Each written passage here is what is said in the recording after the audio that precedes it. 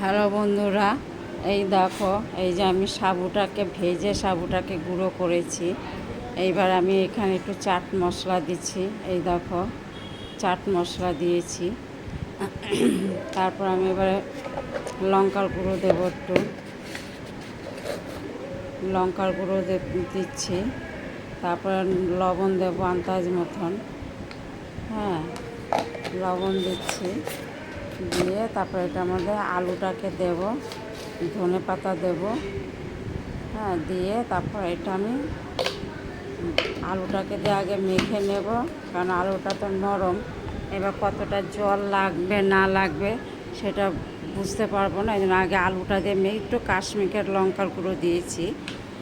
আলুটা দিয়ে আগে মেখে নিই, তারপরে জল লাগলে পরে তারপর আমি জল দেব। সামান্য একটুখানি চিনি দিয়ে দিলাম। সামান্য একটু চিনি দিয়ে দিলাম। এবার আমি ধনে পাতাটা দেব। ধনে পাতাটা দিলাম। এবার আমি আলুটাকে দেব, আলু সেদ্ধ করা আলুটাকে, সেই আলুটাকে আমি দেব। ওই আলুটাকে দিয়ে এবার আলুটাকে দিয়ে এবার এটাকে আমি মাখবো।